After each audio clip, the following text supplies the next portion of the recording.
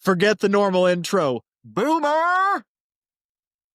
Let's go! It was a weekend, everybody.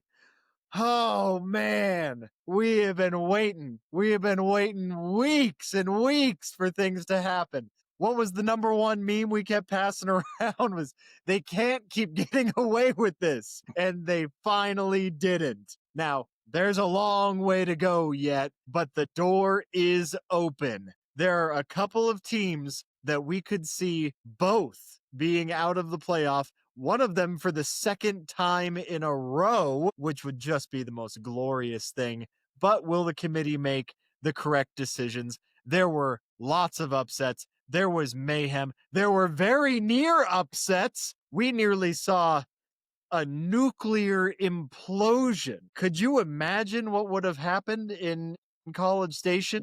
That city would have been wiped off the earth just by the sheer tears. It would have been a cataclysmic flood of tears that would have washed the town away if things didn't go miraculously. I can't even describe a way other than the miracle that occurred. If the ACC couldn't get any more dead, I mean, I think they found a way to do it. Big 12, still wild, still crazy, in theory wide open, but there are a couple teams that are really, really every single week showing to separate themselves. And the Big 10, we thought there was going to be some decisions made, some things being cleared up last weekend, but looks like it's probably going to be this weekend more likely. It's coming down to the wire. We are getting this close to the end. We have one more week until rivalry week hits. The SEC is taking their honorary bye week this week.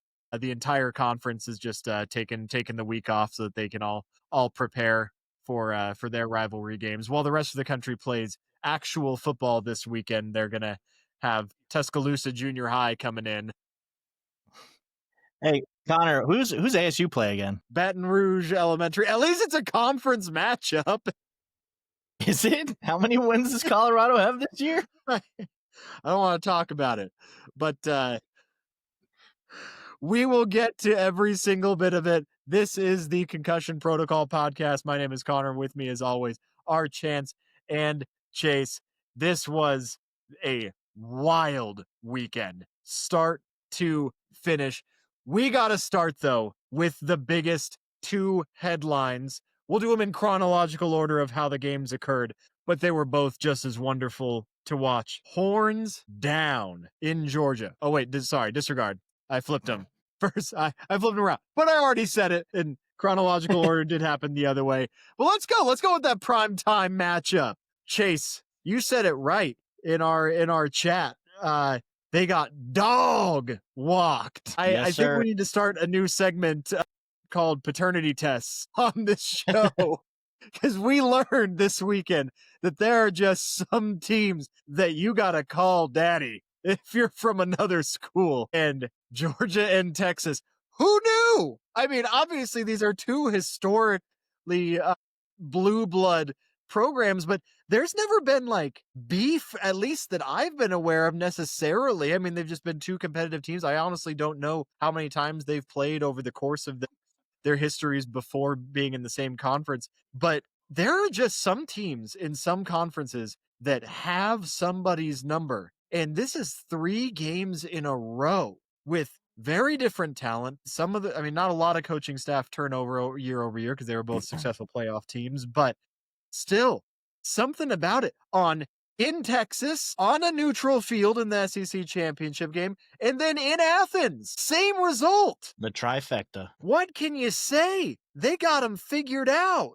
Chance, what were you thinking watching that game? I mean, Texas has looked shaky, but that was pitiful. Well, I have such a hard time with Texas because they have a ton of potential, but they have not shown it. And I mean, we've had a hard time all year, all three of us, on this team being overhyped. We knew it at the beginning when they struggled against Ohio State, when they struggled against the cupcake games, that there was probably something up. And then they turned around a little bit. Credit to them, right? But I mean, I think I saw this coming myself. And maybe not to this extent. They got, like we said, dog walked. But you look at their schedule, and they've beat maybe 2 teams. That's it. And sorry, I know this doesn't go with the game, but I have to get this out of my system. I hear so many narratives of Texas still making the playoffs, and it is driving me absolutely nuts. He goes straight to where it hits him personally, man. He goes straight to where it hits him personally. How many top 10 teams do you have to lose to before, or I get before you? Well, you lose to Florida too. That's the big one. Well, that's the same resume that Alabama had last year. Basically, lost to 2 ranked teams who ended up being like one. I guess one of them good, but like 2 ranked teams and 1 unranked team. And Florida's a lot worse than Oklahoma was last year, and Oklahoma was bad last year. Yeah. Yeah, I mean, they did beat Oklahoma this year, which is proving to be a better win than I thought it would be. Although we still got 2 more games with Oklahoma, and then they beat Vanderbilt, another decent win. Then like nobody over 500, just cakewalk teams. So why are we giving so much credit to this team and trying to give them the playoffs when they got their butts kicked by Georgia? I think that revealed more of their true self than beating some of these other teams. And they survived. They already survived against Mississippi State and some other teams that. No, this doesn't surprise me. I think it's more telling of Georgia, the form that they are taking. They've looked at times shaky this season, but they are looking like they are figuring things out. And they have to be excited for what they're actually going to do in the playoffs. Because I think, if it comes down to Georgia and Texas A&M in that championship game for the SEC, I've got to favor Georgia at this point. Yeah, Georgia only truly loses to Alabama. So if it's not Bama in there and it's A&M, I would probably lean toward Georgia too. It was something to behold. I mean, and because there were times when I kind of thought that Texas was gonna, I don't know if steal the momentum necessarily, but that they were at least gonna make a stand. Like they were gonna put a drive together on either side of the ball, where their defense was gonna come up with something. They looked like they were, stifling them on one side, and then all of a sudden, Georgia would break off a 15-yard run. You're like, oh, well, there goes all the momentum again, that on second down and forever. And then they're like, oh, well, now it's 3rd and 1, and now we can do whatever we want, and we're gonna take our time making our way down the field. Or they could make explosive plays. Like Georgia imposed its will in spite of Texas's best efforts on offense, which is not something. I mean, if there was a question mark about Georgia in basically any given year, it's typically the offense. And I say, question mark being a very light criticism, because I mean, this is a team that was back-to-back national champions not that long ago and has still continued to make the playoff almost every year, if not every year. I mean, this is always one of the absolute best teams in the country. They're just sometimes struggle to put it all together, and Texas, like, they were supposed to have it this year, and it was the story of the season where you think they're going to be finally doing it. You think they're going to finally make it all the way, and then they just figure out a way to blow it. They do. And I wish I had the answer, but you want it? You know how many times? You want to know how many times Texas and Georgia has played within the last year? We all know the answer. What do you mean? 3, right? 3 times. Oh yeah. Within the last year. You want to know how many rushing yards Texas has had against Georgia in those games? 50 combined. Total? All three of them combined. 50 total. 82 yards. 3 Stop. games. There's no way. That's your answer right there. The rushing game has if you can't impose your will at the line of scrimmage, then yeah. And the O-line has been Texas's biggest question mark all season. Can they protect Arch? I think also the receivers have the most drops in the SEC as well. So I mean, Wingo had literally like 4 drops in the first quarter. Yeah. I was like, how does he drop? One of them was a bubble screen. Just I can't believe that myself, and I think you're Chaser with me. I don't know if Connor's with me or not, but I can't believe I have to apologize to Arch Manning every week because I feel bad for the dude. The hype and everything, and then we start blaming him, and then we look at him. He's like, dude, that dude's like the star of a team that just cannot figure it out. He's the only good thing. Yeah, I literally said that during the game. I was like, okay, now I was like, every time Wingo dropped the ball, and that's their like number 1 receiver, I was like, oh my God, you're making me feel bad for Arch now. Come on, how catch the ball in the chest do you need to hit someone? It's hitting you straight. The one time it was like thrown right through his. I don't know if it was Wingo, this specific one, but one went right through his hand straight to a Georgia defender, and I was like, oh my god, what? You're making me feel bad for the kid, man. I was like, You're like, that's gonna go against Arch Manning's stat. Like that's a drop for a receiver, but that's an interception going for that on quarterback. his stat sheet, yeah, and Like that is a he's had way a worse mark for decent year. him. He's had a Yeah. decent year. It's really his team has let him down. I think his coaching has really let them down. I mean, you don't spend the amount of money that Texas has spent and like recruited as well as they have, and then this is the end result that you get. Like I could see having 3 losses, including one in the playoffs, but 3 in the regular season. You might have 4 at the end of the season like, with A&M. Like it's Yeah, and this the might way be you've an been 8-4 Texas team that started off the season number 1. and it's the way you've Didn't they been start number playing. 1? Yeah, that's another thing. Is it's the way they've been playing. Another thing. So what Chance was talking about why people are trying to advocate for this team to make it in. If this team was any other team, it wasn't a team that was preseason number 1 or even top 10. They would not be getting looked at like this. They'd have been dead to the wind. You know why? For example, I mean, Vandy is still technically in it, but nobody's talking about Vandy making it right now. They said they could. There's an offhand chance they could, but Vandy started out, and they're not getting this. Oh, we got to get Vandy in, guys. They got these okay wins and then these good losses, right? No, they haven't done anything. I mean, they have Oklahoma is their best win. That's a good win. Oklahoma's looked good. Granted, it's kind of like the Alabama and Georgia thing. It's a rivalry that for some reason, like mentally, Oklahoma can't get over lately. So I mean, plus Mateer obviously had a hole in his hand, but that was their best game of the year, and that's probably the only time I saw them this year where I felt like their talent was matching on paper in the game. Like everything outside of it has looked like here's how you're supposed to play, and you keep playing really down. Like you should not be going to overtime with Mississippi State and Kentucky in back-to-back weeks, even on the road. That there's no reason for that with the amount of talent you have on this team, even with your O-line issues and what like someone's got to step up. I mean, even for Oklahoma, they had the same rushing game issues that Texas is having. In the last 2 weeks, their rushing attack has been pretty decent. It's a big step up from what they used to do. So I don't know. I think coaching is failing Arch right now. I think obviously their O-line and their whole team is really failing Arch right now. I feel bad for the kid. Yeah, I mean, when we talked about in the SEC preview that the expectations put on Arch in season 1 as the starter. Now, granted, he had been in the system for 2 years. Chance, you brought up a really good point with that and a strong argument about that he really should be. But I feel like we knew it was going to go one of 2 ways. Either he was going to have had enough time in the system where it could make up for the fact that of the hype and maybe he was used to the hype after so many years of being so hyped, or he was just not going to be able to be the entire team. One man cannot be the whole team, and in his first year, regardless of how talented he may be, I think we're seeing that it's that latter argument, unfortunately, where he can't do it all by himself.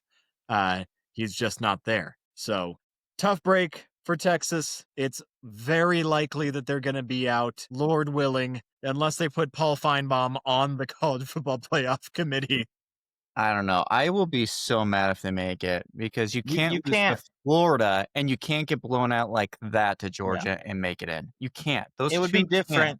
It would be different if they had lost by like 3 to Georgia on the road. But they got destroyed. That is an eliminator all by itself. It's not what I we think call if a they good played, loss. There's an as much as I've embarrassing been dogging on Ohio State for their lack of games they've played, I think if they played Texas right now, they'd probably blow them out by 40. So yeah, it's yeah. They have no reason to be in it. There's always next year. Arch will be there. You'll probably have a better O-line. Just let it die. Yeah, it's not your year. That being said, let's move on to the other big, tremendous upset this weekend in the Crimson Tide falling at home for the first time in 3 years and for the second time in a row to the Oklahoma Sooners that a lot of people, us included, had largely written off. Chance, I think you alluded a little bit to it last week. You were like, did we write off Oklahoma too soon? And Bama made a lot of mistakes, and it was a really, really close game. But Oklahoma did what they needed to do, and they capitalized on the mistakes. And yes, there were some Bama mistakes, but Oklahoma also caused a lot of those problems. There were three turnovers, very close to being 5 turnovers, and almost all of them, trying to run through them in my head, but the vast majority of them were caused by Oklahoma.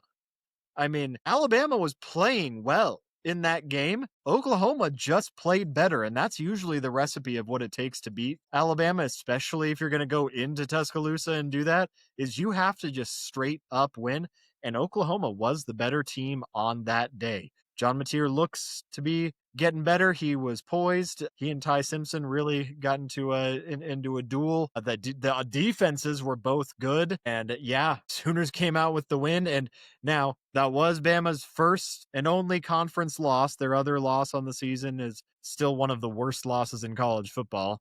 But is definitely not affecting the conference race, which largely is going to be what's affecting the playoff committee. They've got not much going on this weekend. But should Auburn win the Iron Bowl, we very easily could see them out of the playoff again. Chase, you had to be feeling it. You were feeling it on Saturday. Tell us how it is. Yeah. Dude, I've watched Bama the last couple weeks, and they have just been slowly cracking in each game. Like, obviously they almost lost to South Carolina. They really did not play well against LSU. LSU was a shell of themselves, and they still were in a position to win that game in the fourth quarter in Tuscaloosa with the backup quarterback and basically and a backup running back. Like, there's no reason that they should have competed, and they really could have won that game. Finally, I think truly what happened here is that Bama has played so many ranked teams in a row outside of South Carolina, and LSU would have been ranked if they didn't crumble. They played so many teams that they have the fatigue just finally caught up to them, because the game was completely out of character for both teams, really. Oklahoma is one of the worst teams at causing turnovers on the year, and they almost caused 5 turnovers in that game. Alabama doesn't turn the ball over very often, and they turned the ball over nearly 5 times that game. It was a perfect storm for the Sooners to not dominate, but win in Tuscaloosa. They needed every single one of those turnovers. They almost got even more. Like, they had the pick 6 right at the in the first quarter. They had another pick right at the goal line for Alabama was about to score, and it gets called back for an interference on a guy way over there that would not have affected the play whatsoever. And that was one of those ref gimme calls. And then there's one of the first fumbles that happened was the dude knocked the ball straight out of the guy's hand, out of your favorite receiver's hand. Ryan Williams fumbled the ball, and there was nothing but OU guys there. And the guy jumps on the ball, kicks it out of bounds, and it stays tied ball. And we're like, okay.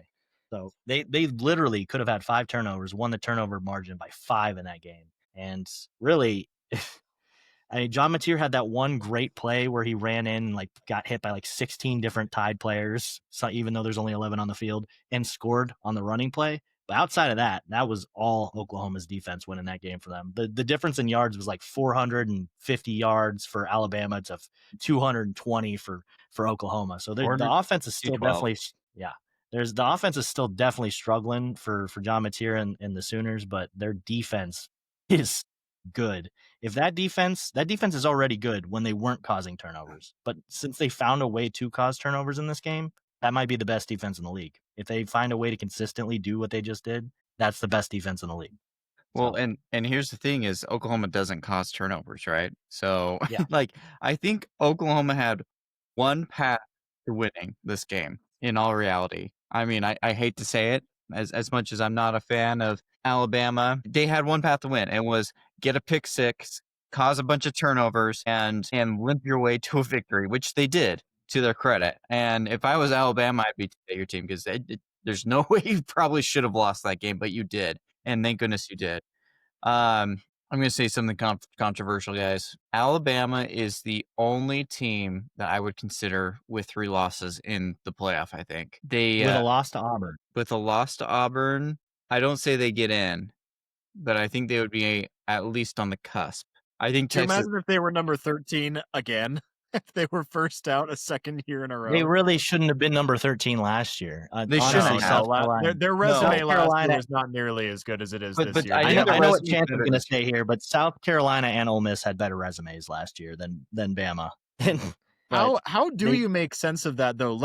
Let's assume that they do beat Auburn, or sorry, that they do lose to Auburn. You've got great wins two and of your three great losses are losses. to unranked teams. One of which is one of the worst teams, is at least in the Power Four, possibly one of the worst teams in all of Division I football right now. And your other is to rivalry, and then the other is to another top 10 team. But you have all of these wins against your Georgias, your Tennessees, your Vanderbilts. Where do you put them? What do you make of that resume? I think they have the eighth hardest strength of schedule right now. But that would truly, if they got in with that, with a loss to Auburn at the end of the year, that would be a team of two tides, high It's tide and 4 low tide. right now, Chase. Literally. Is it? They're at 4 now, strength of schedule. I swear. Yeah. When I checked it earlier, I swear it said 8, but the 4, damn. Yeah, no, they got a tough schedule, but it's crazy to me that if they were to get in with that resume, they'd have a loss to one of the worst teams in the ACC, Florida State, one of the worst performing teams in the SEC right now, Auburn, without a coach, and then to Oklahoma, which is a good team, but at home.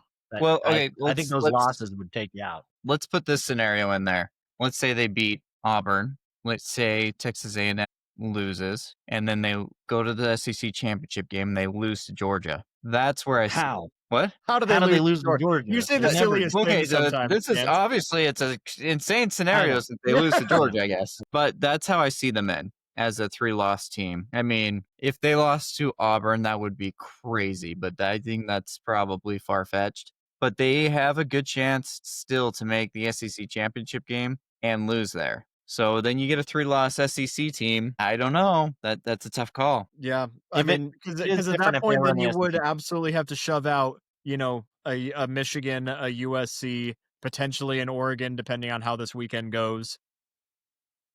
Yeah, I think certainly. I think that would definitely make it so that there's. I would think that would eliminate a second Big 12 team, as disgusting as that would be. But maybe I don't know what the tiebreaker would be in that, to be honest, because you'd have a ton of teams that didn't play each other, other than Bama and Georgia. You'd have one loss A&M, you'd have one loss Ole Miss, you'd have one loss Georgia, and you have one loss Alabama in conference. So I don't know how that tiebreaker if would work. Texas A&M loses, I could be wrong, but according to ESPN, the most probable SEC championship matchup is Alabama-Georgia. Yay! Just like every. And the sporting world rejoices for the same thing to happen yet again. Woohoo! Might as well be the Big Ten. Yeah. All right. Oklahoma, though, they've got 2 more games, guys. Do they win? That's what I was going to say. What do we think about Oklahoma, though? Do we think they're a playoff team now? Do we think they're going to win these next 2 games? I still don't know, trust man. them. I wish I knew. How is it this far in the season and we have no idea what Oklahoma is? Truly, I don't it's even that know Texas, if they're a running or a passing team. Game. It's Like, all neither. that Texas game. If you Neither, remove but that they Texas still game, managed to beat Alabama on the road, being neither a running nor a passing team with a mediocre defense. They only had 212 yards and they won the game. That's what I'm saying. Like, if it wasn't for the turnovers, but this isn't even a team known for turnovers. So, like, you're showing us this new element of your game in week 12. I don't trust it. You really lulled us into a false sense of security. You pulled the wool over our eyes, Oklahoma. It's kind of crazy to me Texas.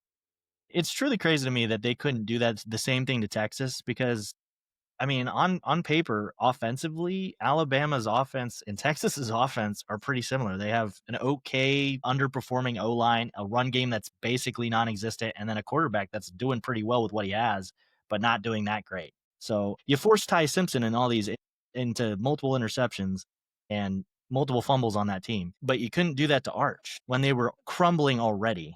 So it's truly amazing to me that they're just living in their head like that. But if you remove that Texas game from their schedule, we would have believed in this team from the beginning. It was that game that made us be like, whoa, did we overhype this team?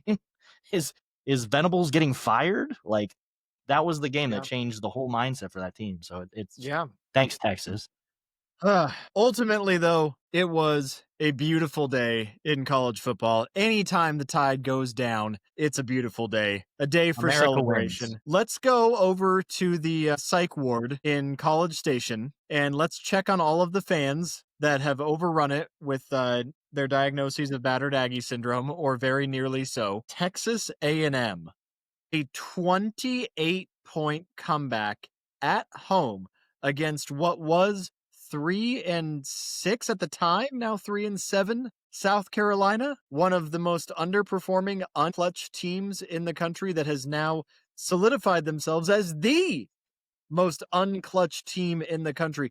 I was giving that award to Arkansas all year long, and in one fell swoop, Arkansas, who still did lose this weekend in a very close game, but Stop South it. Carolina, Arkansas has lost like 6 games with a margin of like 15 points. So stop it. I know, the least clutch team in the country. If Taylon No. Green had a defense, he would be a Heisman candidate, but he's not. So We're talking about A&M right now. You can do that in the next segment. you brought it up, Connor. You brought it up. Texas A&M. Just for context for everybody, Oh my Connor tells God. us almost every week. We talked about Arkansas one time, like a very brief moment, and then every single week, Connor brings up Arkansas and says, "I don't want to hear you guys talk about them ever again." And he's the one who talks about Arkansas. We don't talk about them. They're dead to me. They were never alive. He's just to me mad they had a before. better game against Mississippi State than ASU did. That's probably fair. I didn't even register that anymore. It's so subconscious. It didn't happen. I wasn't Yeah. there. The, New year, new me. 31-30, though. The whole first half had South Carolina looking like they were going to dethrone them. And then you saw, like, halfway through the third quarter, the memes already started coming out of Texas A&M remembering that they were the number 3 team in the country. Oh yeah, South Carolina's not very good. I forgot about that. We should probably play football today, shouldn't we? We're pretty heavily favored to win this conference. We're going to be pretty highly seeded in the playoff if we play football today again. They remembered to plug their controller in, I guess. I don't know what happened. They plugged their Little brother was playing and Big Brother was in the bathroom, and Big Brother came back and was like, "Hey, I said to keep it What paused." are you doing? Yeah. Texas A&M, though, historic comeback. Couple of wild stats. I'm going to throw out 2 that you guys probably are already tracking. SEC teams since 2004 are 0 and 286 when trailing by over 27 points at any point in a game in the last 21 years. Now they're 1 and 286. Good job, Gamecocks. Another stat is that Texas A&M, as the season goes on, is showing to have one of the worst strengths of schedule in the SEC. I'm going to ask a couple of questions because I really want to hear your guys' takes on this because there's a lot to unpack. Does this say more about how good Texas A&M is and how they are never out of a game and they can have some of the most explosive offense and make some of the finest adjustments you'll ever see? Or does this show deeply fractured the core of South Carolina is? And does Texas A&M truly deserve to be ranked as high as they are? You know, when we're comparing the Alabamas and the Georgias of the conference to their strength of schedule. Chance, why don't you start? Well, go ahead, Chase. Okay. You got it, Chase. So I think that they definitely deserve their ranking because they're one of the few undefeated teams left. And, you know, when you compare it to the other 2 undefeated teams, they still have a better schedule than them. I mean, Indiana has the only, I would say, good win on their resume, and it's Oregon. And beyond that, they've played nobody. Ohio State, while they're crushing everybody they play, they've played nobody. So the only 3 teams that have like made it through to this point and are still unblemished, technically, in the loss column are those 3 teams. So I think they're appropriately rated. Unfortunately, they would have had a decent record, but a decent strength of schedule, but LSU decided to suck. So that hurt them quite a bit. And I don't know. It's hard to say with the Aggies at any point. I don't want to hype them up too much, just like all of their fans. I don't want to hype them up too much because then they'll fall apart for some reason against nobody. They'll somehow manage to make it a game against Samford this week. I don't like it's very interesting watching their quarterback play, because he went from straight up throwing the ball straight to the defense to just throwing absolute dimes the whole second half. Two things really impressed me about that game. One is how their fans stayed at halftime, down Dude, 30 they to were 3. unflappable, man. Like they were still, that whole crowd was still there. I was amazed. That does not happen for other teams. I know they were undefeated, so you got to kind of ride it out. But like, for example, LSU, when they were down to A&M like that, they were gone. They were gone, and that's a notoriously like loyal fan base. And they're like, nope, get Kelly out of here. And then two, whatever Mike Elko said to them in halftime, that impresses me, because I truly, it doesn't make any sense how I'll say that I give myself like 90% of the credit, because the second I started watching the game, like really watching the game, not just having it on, they started scoring every single drive. And I was like, you're welcome. You're welcome, Aggies fans. So I don't know. It's a hard team to dissect, truly, but they definitely deserve their rank. And if they beat Texas, they should be up there. Yeah, I'm one of those people who give me results on the field and what you've done. Don't give me this, hey, this other team has these guys and 5 stars and whatnot, even though their ranking's worse, right? Or hey, their eye test looks better than this one. A&M's undefeated. And what they hold on to is the Notre Dame win. That's the big kicker for Texas A&M right now, is that they can flaunt, hey, we went on the road and we beat that team. That's what Don't they've got. mention kickers in Too that same sentence. soon, Chance, to bring up kickers. Notre Well, Dame fans. How How do you feel dare about you, that? sir? Sorry, but I mean that's what they've got right now. I think Texas A&M deserves their rank. If they win out, they deserve at least a top 3 seed on there. Marcel Reed, if he can get one more game in him against Texas, probably deserves the Heisman. So they deserve everything. That being said, do I trust this Texas A&M? Not as a top 4 team myself. Do they deserve it? Yes, put them there. But I think there's too many cracks. There's too many times that they've done this, and give them the credit for coming back and doing it and everything. But I think there's too many cracks that people are going to be able to expose. And again, if you look at their SEC schedule, everybody draws a line. They're like, hey, right here, Texas A&M has played all these teams. They haven't played any of these teams. And Yeah. it's true. They haven't been tested like everybody else has. So I think that's going to come back and bite them in the postseason. But for now, give them their kudos. Give them all the awards. Give them everything. They deserve it. I so badly want to see Indiana versus Texas A&M. I would, sell a kidney to see that game right now, and I really hope we get to see it.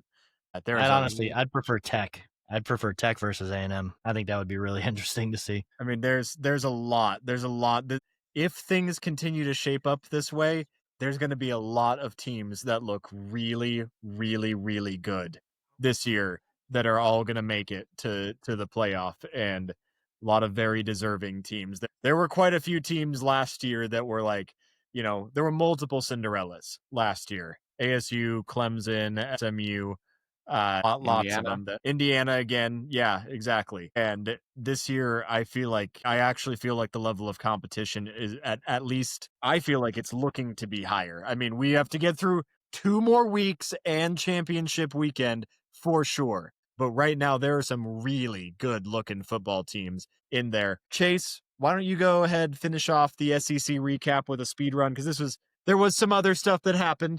It wasn't quite as exciting. It wasn't quite as dramatic, but there were some good games that happened and stayed the course for some people. So go ahead and run us through. All right. For the SEC, first off, Ole Miss gets it done against Florida. Scrappy Florida, man. They somehow are in every game they play in, except against Kentucky for some reason. Don't know what happened there, but when they have to play up against Georgia, against Ole Miss, against all these teams, they're like, yeah, we're going to keep it within 1 score the whole game, and then lose in dramatic fashion at the end. And of course, the first question Kiffin gets asked at the end of it is, so how do you feel about Florida right now, huh? Florida fans, you wish, huh? All right. Mizzou crushed Mississippi State, just throttled them with a backup quarterback. They just destroyed them. Their running back might be the best running back in the and not just the conference, in the nation. Their running game is amazing. So congrats to Mizzou on that. I wish they could have won a couple other games to still have a playoff bid, but they have a special team this year. LSU beats Arkansas by a whole 1 point. That is our 4th straight win against Arkansas in the Battle of the Boot. That's our technical rival. That's the team that we will face every year from now on. We got our first win under Frank Wilson, the interim coach, and he's been at LSU for a long ass time, like so long. And it honestly, it teared up a little when you could tell he was holding back a lot of emotion when the announcer asked him, "How does this feel for you?" And he paused for like a good 15 seconds and said everything and ran away. Like he got out of there. So I feel for him. Good for him, man. That made me happy to see, even though I wish they would have blown him out, but can't get everything you want this year. Oh, that's also 8 wins out of 9 of the 9 last matchups with them. So Arkansas, what happened to your team? You guys used to be in the top 10 pretty religiously back in the 20s, and now it's sad to see, honestly. Kentucky crushes a previously unbeaten Tennessee Tech. Congratulations, Kentucky. You ruined an FCS program's year. You're good job. Good job. And that's all I have to say about the SEC. All right. SEC making some people cry, making a lot of people cry with joy this weekend. It's going to be a light week. Make even more FCS teams cry. Yeah. There's so many FCS teams that are going to be crying. Just so many of them next weekend. Crazy how they're all crying all the way to the bank with how they get paid for it. Yeah. Let's talk about the Big Ten, the conference that we have to talk about because they're technically relevant, I guess, a couple of them. Start off with USC. Were we all in agreement on this game last week? Yeah. Yeah. Okay. I thought so. I picked USC. I thought I picked Iowa. Yeah. Chance picked Iowa. Okay. Well, Chance takes the L on that one. All right. You picked USC, buddy. Yeah. USC at home. And it's just a classic case of Iowa being Iowa. Good defense. They were able to slow down just about anybody. But my goodness, even against USC's defense that has left a lot to be desired this year, not that they're terrible, but they're just certainly not as up to the same par as their offense. They just can't do it. They just can't do anything. It doesn't matter. It doesn't matter what they got going on defense. They just cannot score to save their lives. Certainly not on the road. Certainly not against a proud program that they very well know that they are still technically in the hunt for that conference title game, at least. So yeah, big really matchup quick, this week. What's that? Really quick. Can we sign a petition to remove an eligible receiver downfield as a penalty? Because this like the 4th time this year that USC has had an amazing play, like so much creativity. Like credit to Lincoln Riley and their creativity on that side of the ball. That is the 4th time this year that I've seen that stupid penalty for a offensive lineman that is nowhere near where the ball gets thrown or anything. There's no reason for this penalty to exist. If there's an offensive lineman down the field and he trucks a DB and that stops him from making a play, guess what that is? That's offensive PI. You don't this doesn't need to exist. Why does it exist? Please, someone explain this to me in the comments. Why this penalty exists and why it needs to exist anymore. It needs to be gone. It's stupid. I'm not even a USC fan, but every time I hear that call get called in the NFL or in college, I'm like, what are we doing? What are we doing? It often seems to be in the most marginal cases too, where they're like, oh, he's 6 inches past the line. Like, oh wow, that changed. It is crazy, but USC very much still in the hunt. I think they're them and Michigan are solidly in tied for 3rd, I believe, in the conference, still with Indiana and Ohio State both obviously firmly at the top. Well, I guess Oregon 3rd, and then USC and Michigan back there. But I think USC technically only has the one conference loss, don't they? Yep. Yeah, they lost to Illinois by because they shouldn't have lost to Illinois once again, ineligible downfield. But yeah, it all comes down to this week against Oregon on the road. We'll get to all that in the preview episode. This is a big weekend. Finally, a game worth watching that actually has implications in the Big Ten for the entire playoff picture. Michigan, squeaked one out against Northwestern. They're doing it though. I mean, 8-2 Michigan. This is a team this is obviously a good football team. I am not going to go so far as to say that they have a shot at the conference championship or I mean, They I guess we do. can talk about they technically do have an outside chance, especially if depending on how this weekend goes, and if they can pull off the upset against Ohio State, there is a possibility, however narrow, but this is a good football team. I'm glad for them. They started off looking pretty shaky. Glad to see Michigan returning to a little bit of form. I'll be really interested to see how good they are next year. Let's run the numbers a little bit. Chance, this is one of your favorite exercises to do. Can either USC or Michigan legitimately make the playoff right now? What would it take to get either of these two teams in? And which one do you think is less or more likely as they stand right now? As they stand right now, they got to win out. Working with the data we've got. They both have to win out. There's no other way, I don't think. Just because Michigan, their strength of schedule is 35 with 2 losses. USC, their strength of schedule is 32 losses. They have BYU with 1 loss with a better strength of schedule at 12. So no, you got to win out. There's no way that you get in without losing or without winning out. BYU's strength of schedule is rated 12? No, it's not 12. I didn't say 12. It's 20. You did say, well, you said 12. No, it's 27th, their strength of schedule. And yet they're ranked 10th, which doesn't even make the playoffs right now, right? So, well, we haven't seen the playoff rankings, but I'm assuming they're going to be put 11th. So, no, there's no shot unless they win out. I think either of those teams could do that, though. I mean, Michigan has had. I think if it were me, I think USC has a better shot because That's because Ohio Ohio State game State- is going to be a tough game. Yeah, as it is every year, but last year didn't make any sense. Like last No, it year was didn't. even more outlandish. Ohio I'm State almost more worried because it is in Michigan this year. I almost Yeah, last year was way more outlandish. Michigan was 6-6 at the time. They were in Columbus and they beat them, and they were arguably a better team last year. going even though into they had it, the they one were loss. 5-6. Chase, they were 5-6 going. They into that only game. had the one loss to Oregon on the road with that questionable call you brought up or questionable penalty exploit that you brought up last week with the too many men on the field that ran the clock out or something. But like, if they were arguably a better team. It actually makes more sense for it to happen this year than last year. Yeah. So, I mean, because never, truly, ever Ohio State know. hasn't been tested. Last No. year they'd been tested a couple times with Indiana and Oregon. This year, and Penn State. This year they haven't played anybody. Yeah, because that Texas win looks less and less meaningful every week. Especially Yeah, after if Texas loses A&M, they're gonna finish the season on then their best season. Then their best. I mean, Texas will almost certainly still be ranked because they're Texas, even at 8-4. But yeah, with it's. I've got a better question for you on Go this for it. next one. If Oregon and USC play and Oregon loses, are they in? No, absolutely not. I'm They've sorry. Say played that one more time. nobody. So USC and Oregon win. Obviously, if USC loses, they're done.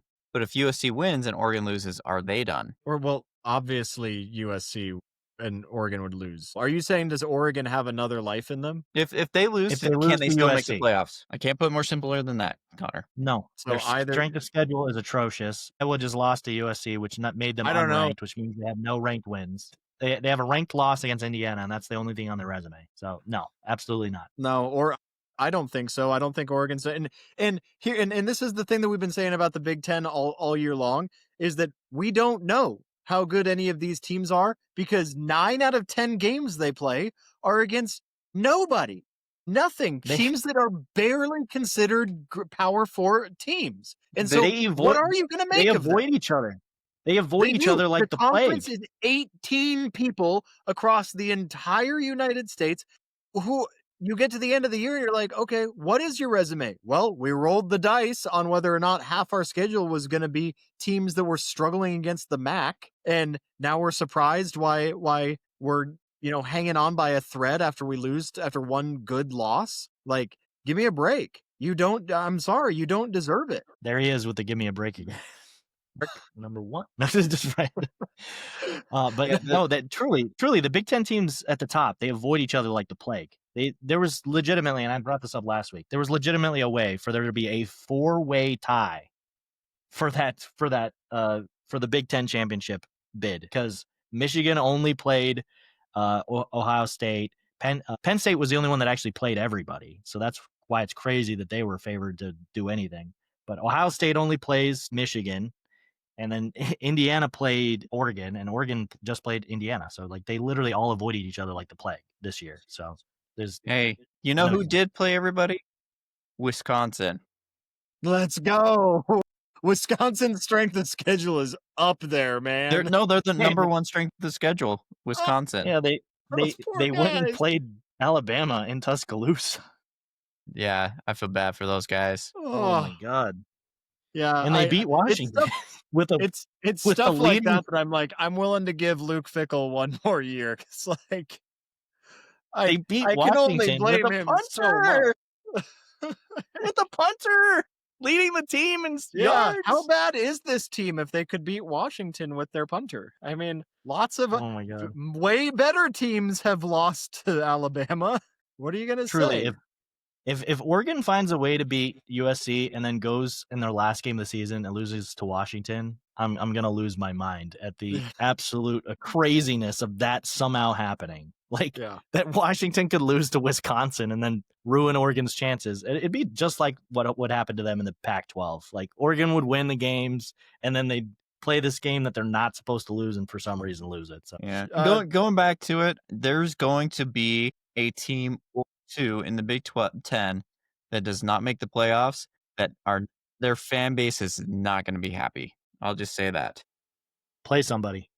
But, or get rid of the chaff, man. Send Northwestern, Purdue, Rutgers, and Maryland over to the Pac-12 or the ACC. Or frankly, they should join. Maryland and Rutgers have no business being in the Big Ten to begin with. They should be part of the ACC. Have Notre Dame step into the Big Ten and call it a day.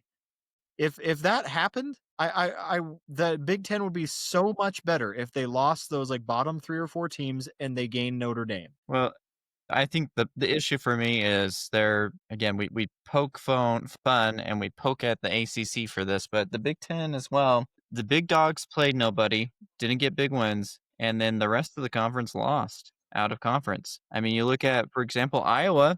That was one of the big ones. They lost to Iowa State, and Iowa State kind of struggling right now. So pull back the conference. So it comes to you got to win non-conference games, and the Big Ten just didn't schedule enough, and they didn't have enough big wins outside of one game, the Texas game, which is the one game that Ohio State has played, by the way. 50th strength of schedule. Still to this day. Yes. Yeah. Chase, do you want to finish off the Big Ten with a quick speed run too, even though there again wasn't a whole lot going on? Yeah, real quickly, Indiana wanted to play with their food again this week, and they were looking like they might make it a game against Wisconsin. Wisconsin, could you win 2 games? 2 games with your punter. They turned it on the second half. And they only played with their food a little bit that game. They were only up by 7 in in the the second quarter. Chance. Hey, I'm not the one who said that. Fans on you, Connor. Anyway, go ahead. Ohio State beats another pipsqueak. Congratulations on your terrible schedule. I'm sure it doesn't matter to you because you're obviously gonna kill anyone you play on your in the playoffs, according to all your fans. Congratulations on that hypothetical victory. And Penn State with their first P4 victory of the season, guys. First win of the season against a P4 in Michigan State. 12. In Michigan State, who was winless in that column as well. Congratulations, Penn State. You got on the board, man. And it's in a year that you were supposed to. Penn State is still in the running for a bowl game. Could you imagine? Because they started off the year winning 3 games against. Because FIU, Nevada, and Villanova got steamrolled. Lose 6 in a row, and they honestly have a possibility to do it. Nebraska and Rutgers. Dude. Penn State could make a bowl game. God help us. Oh my God. All right. That was the Big Ten. The other big conference this weekend. The bigger by 2. Bigger by exactly 2. 2 more bigs.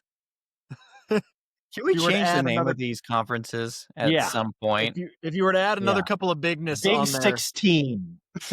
The Big 12. BYU absolutely steamrolled, stomped, used our favorite word, mollywopped, dogwalked, thrashed, destroyed, eviscerated, discombobulated. How many good things do I need to say about them before you'll forgive me for implying that it was a slightly close game for like 5 minutes, Chance? Oh man, again for context, he comes in with the Duke thing. We'll talk about that later.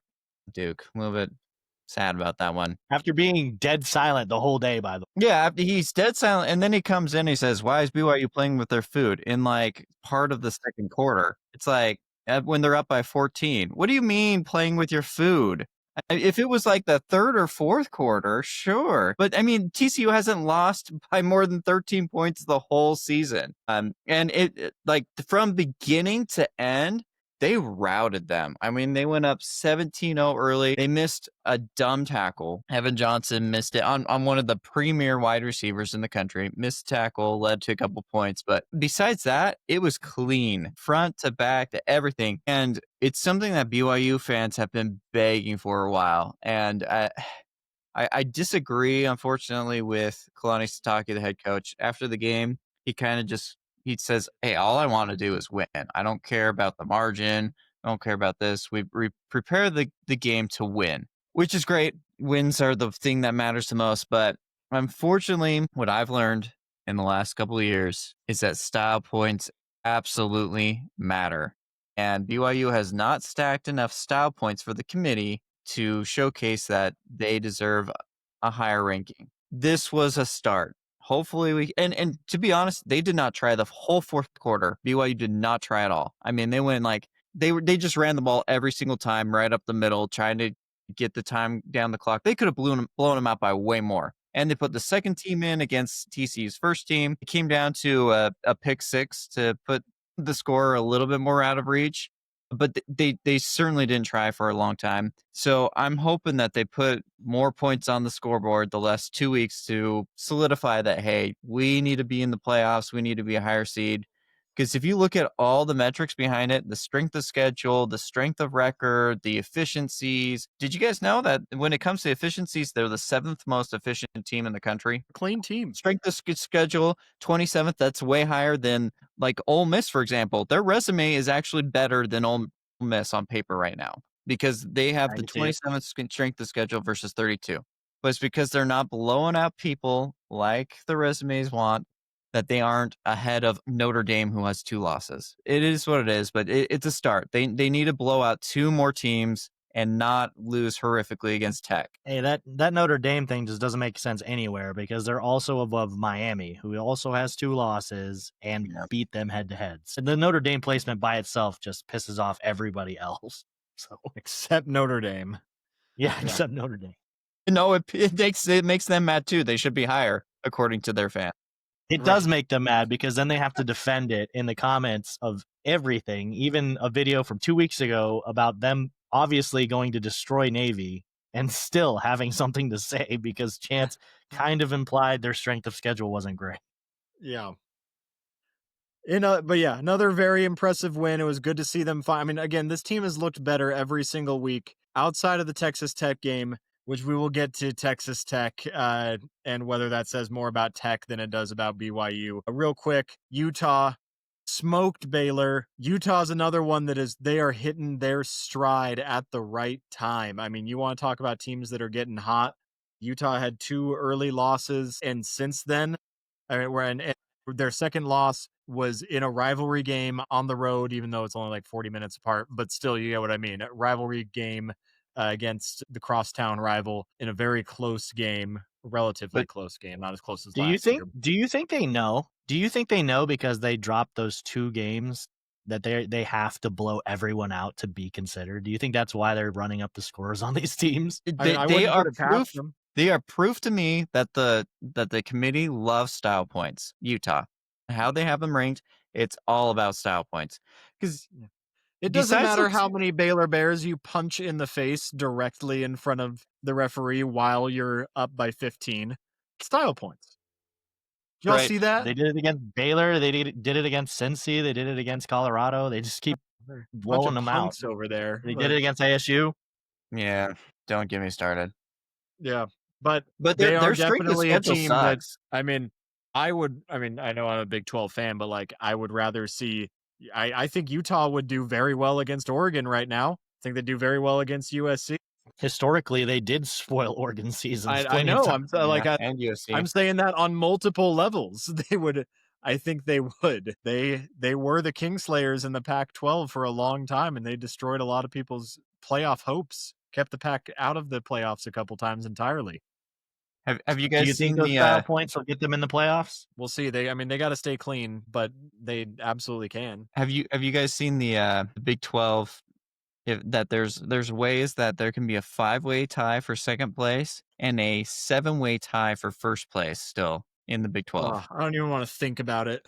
Hey, Connor, if there's a first-way tie in the Big 12 between 7 teams, guess who's the number 1 seed? ASU. There's no way that ASU has a shot to be So the you're number saying 1. there's a chance? Jeff Sims to the title, baby. Time to get Jeff his has to lose, and jersey that's never retired gonna happen. again. Jeff Sims is bringing home the natty.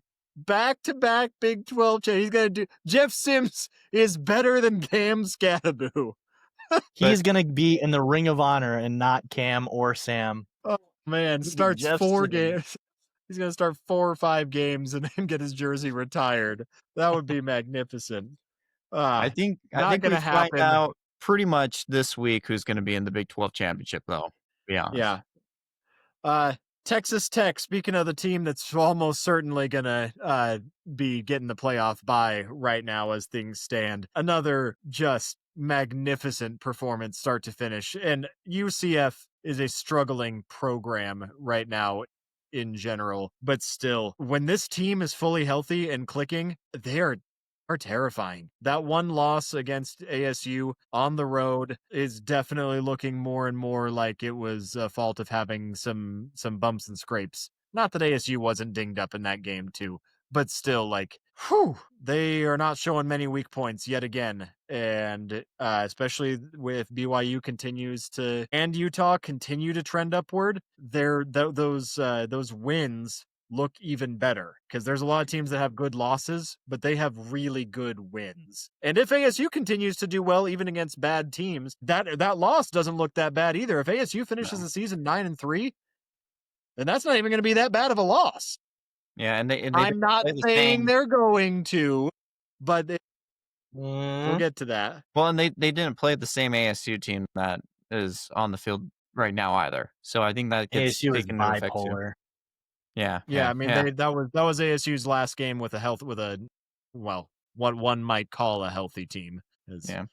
Did you guys see Jacob Rodriguez? What happened with him that game? No. Did No? they fly? All right. Well, did they cut over to his wife who flies helicopters like 50 times again? He's He not threw a getting enough touchdown. Heisman love, right? And so is He scored a touchdown on offense. Yeah, they put him in as QB, and they're like, "Hey, defensive players don't get Heisman, so we put him in on offense to get a touchdown." Get in there, And he Travis got one. Hunter. I did not see that. That's crazy.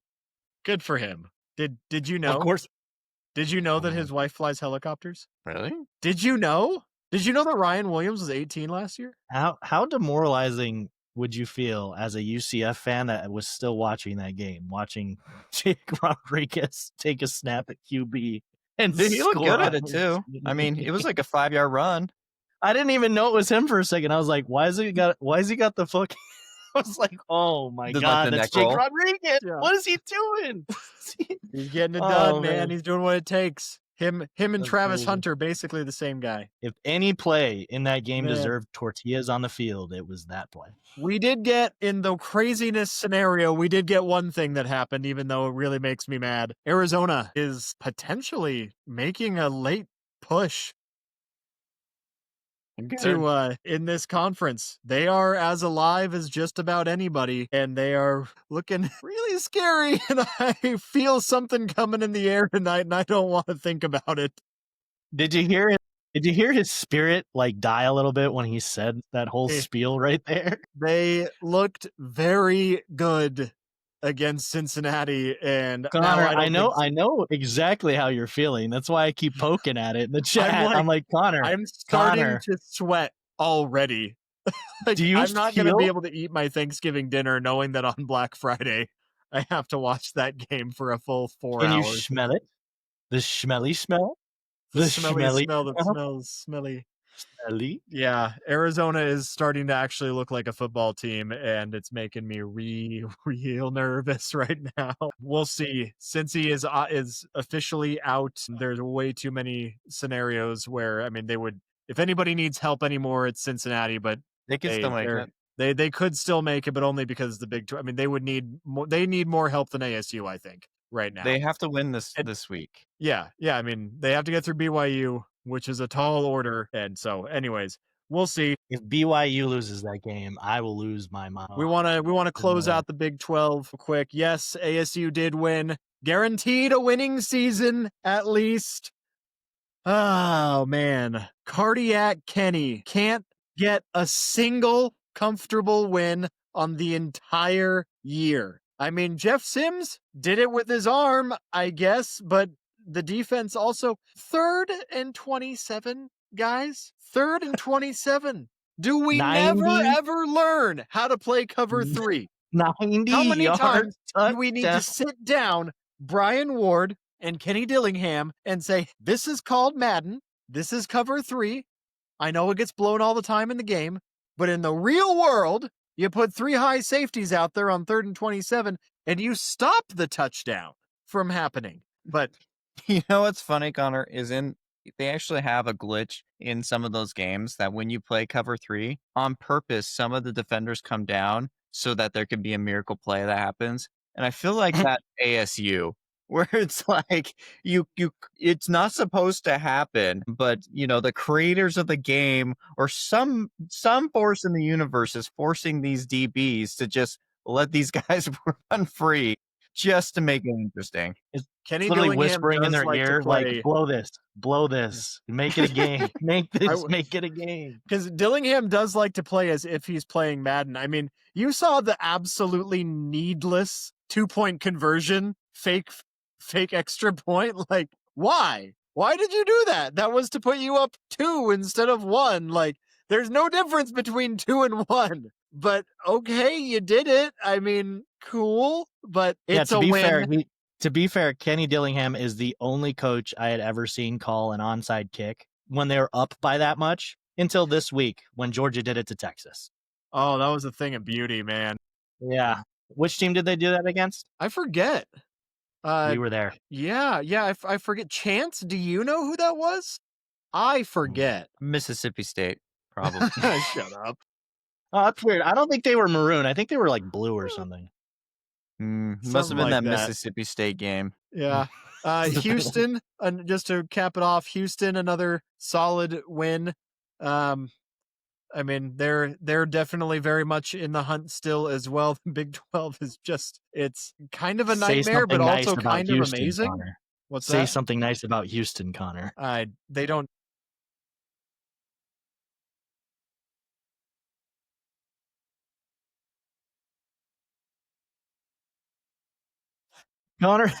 Connor talks more about Houston than he does about Texas, and Texas actually like really robbed us.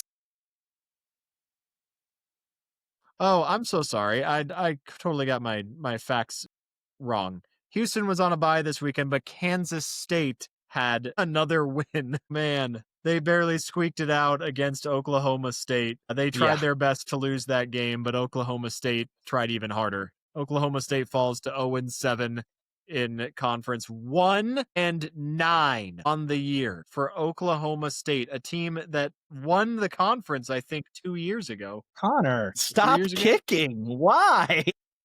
Their- Chance did this a couple only weeks ago win with this on the stock year is down. against UT Martin, the Connor. 4th best team in Tennessee. Connor, he's dead. Stop kicking him. Stop it. Let's bring up a positive point of Oklahoma State. They threw for 233 yards. That's big time for them. Go Zane. Zane Flores with a QBR of 40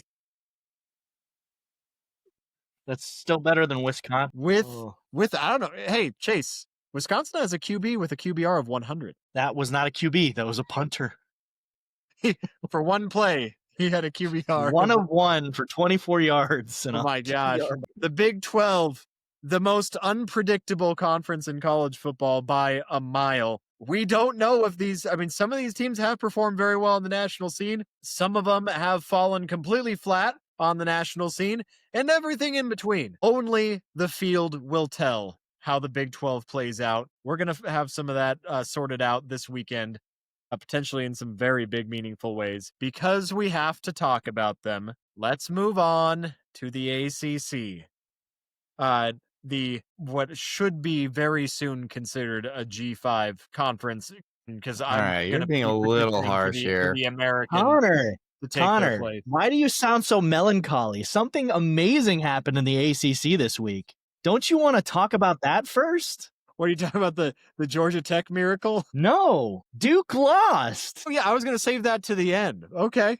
Yes, Duke lost, and Chance finally has to spin the wheel. It's been a long time coming. I got the wheel pulled up right now. Yes, they finally dashed their hopes. Virginia. You know what? Admit it, that lasted a lot longer than you guys thought it was. And it was That's because the ACC is lasted. atrocious. That had nothing to do with Duke being good. That had to do with the ACC being atrocious. Did I not tell you guys that's why I was picking them? No, you said it was because their strength of schedule was weak. You didn't say it was because the whole AC. No, you didn't say it was because the whole ACC was going to implode. You thought Duke would probably squeak in. I did. I told you guys that they would implode each other and Duke would rise victorious, and they almost did. If it weren't for that stupid Georgia Tech game. And then this game where they got destroyed. Well, they got for beat. all those games This that game they got lost. beat. Georgia Tech, they did not get beat. If you take away the 99-yard fumble return touchdown against Georgia.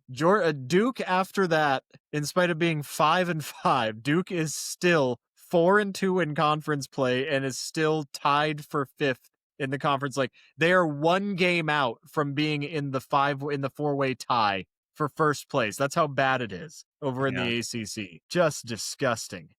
You know, on the bright side, if Duke somehow made it and that they won, 1,000%, the ACC was going to implode. It would be a 2-conference Super League. You know, it would have been that. So hindsight, it's probably a good thing that Duke did not win. I think if Duke won the conference, I think they would have put in 2 G5 teams because the verbiage they would have. They would have put literally.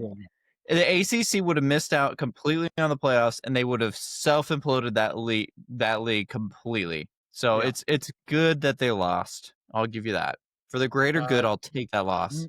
Many teams lost in the ACC this weekend, including Pitt. It was very nice. It was so kind and thoughtful of the playoff committee to pad Notre Dame's horribly weak resume with a number 22 Pitt, who did absolutely nothing to deserve their ranking.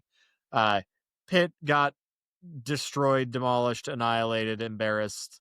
It was rough to be a Panther that weekend. Louisville. That was the worst game.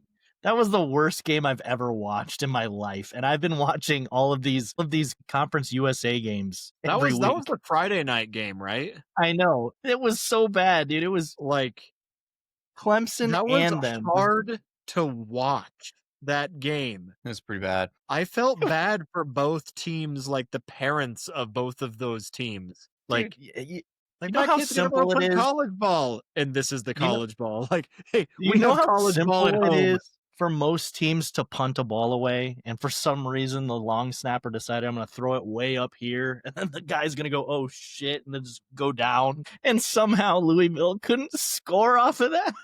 They just needed a field goal. Horrible. It's bad. That was one of the grossest displays of football I've seen in a long time, all around. You know what's the best thing that came from that game, though? Clemson has to get past Furman to get bowl eligibility.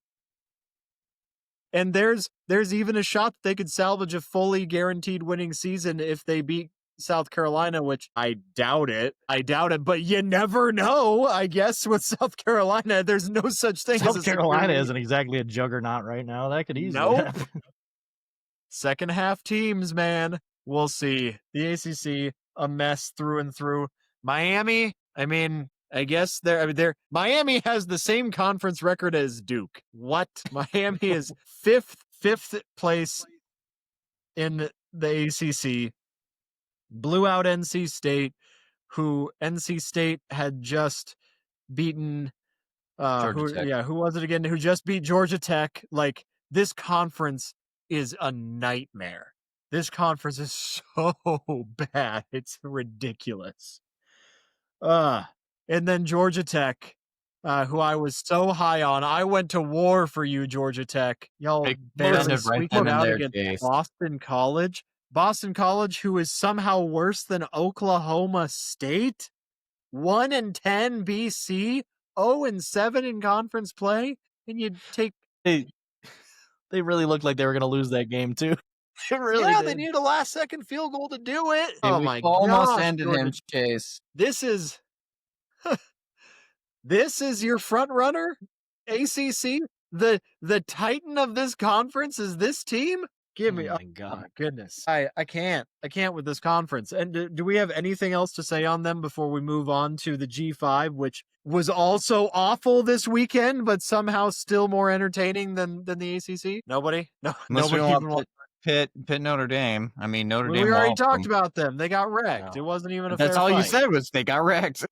They did. There's nothing else to talk about. We knew No, they were going to get truly- wrecked. They got wrecked. Truly, no teams in the ACC deserve a bid. You could argue Miami with an at-large bid, but it's very unlikely they make the conference championship. There's like a 1% chance or something.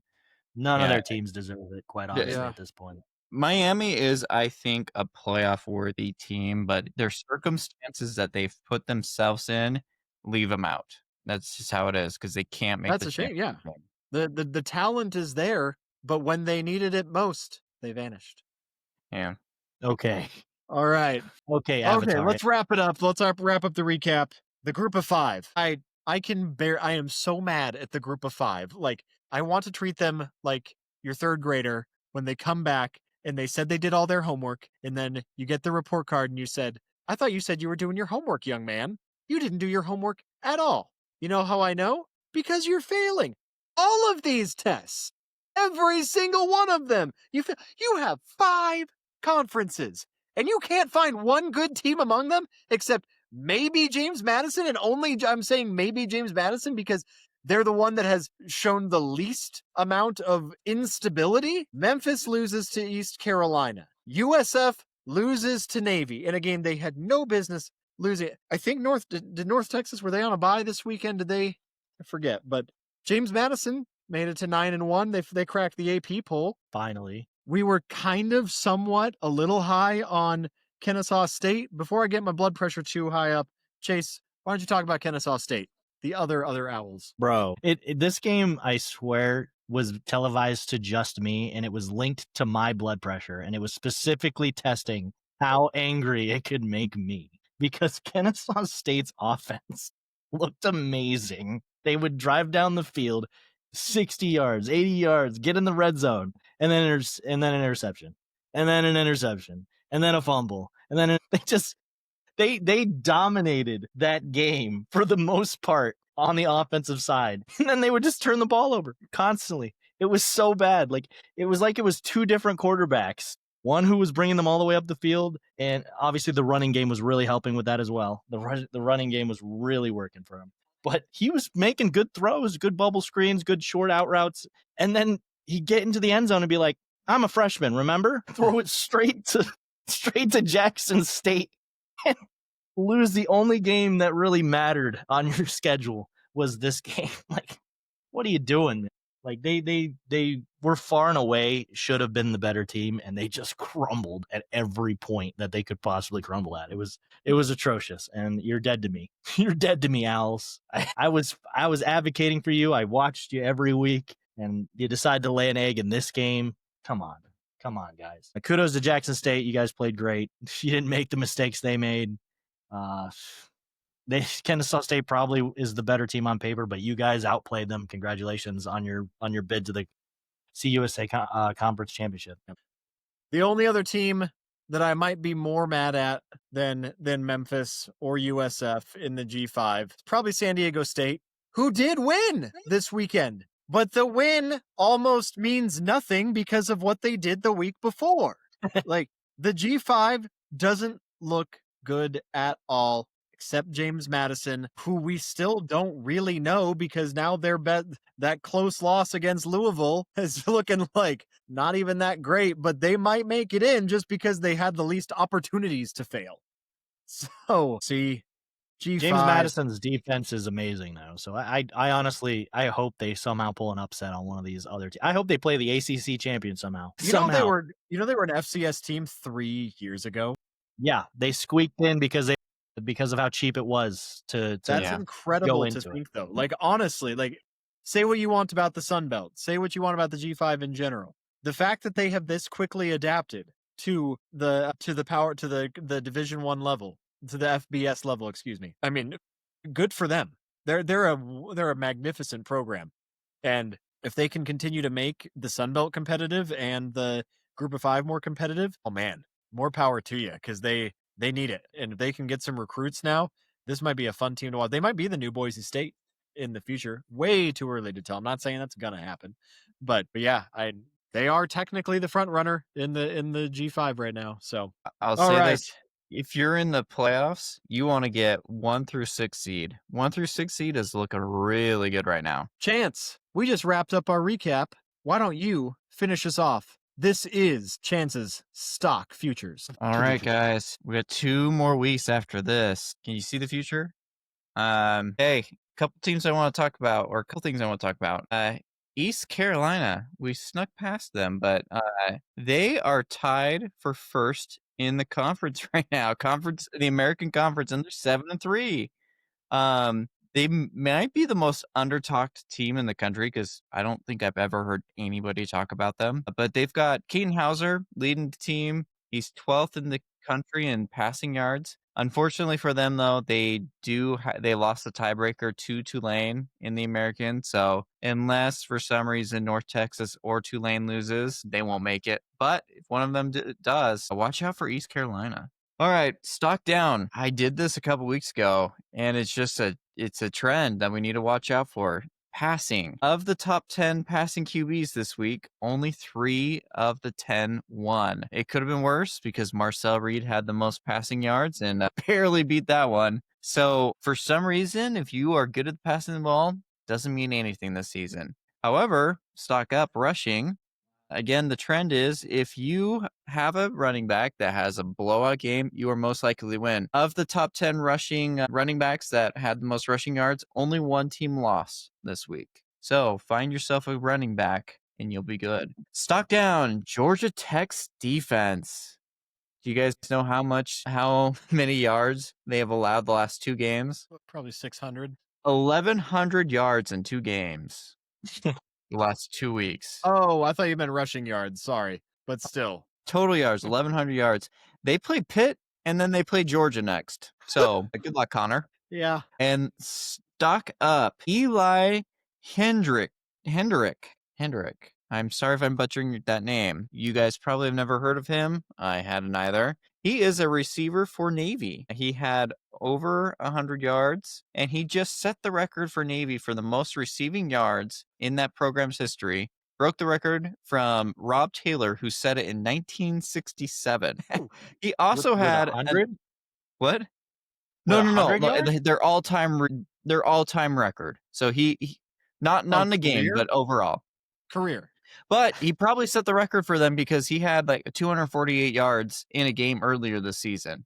So, and to be honest, I tried to look it up and I could not find the last time Navy had a receiver go over 100 yards. So to do that twice in one season and to get the record, I'm sure that's pretty tough with a triple option offense. Stock down, guys. It's time to call it quits for UMass. They had maybe their last chance against Northern Illinois, who is not good, and they lost 45-3. Yeah, they've lost 21 straight games now. 21 straight games in a row they've lost. And if you look at the analytics, this is maybe the worst season of all time by a football team on the field. Is there a way to kick them back into the FCS? It's bad. It's worse than Don't Kent tell State me that North Dakota State is still in the FCS and UMass is sitting pretty. Yeah, I'm surprised that an SEC team is not playing him this weekend. And sorry with that shot, Chase. That is your stock up and down stock market of the week. Love it. All right, everybody. This has been the Week 12 recap. we're going to cut it off here, and we will see you in the week 13, lucky 13 preview. We'll catch you later.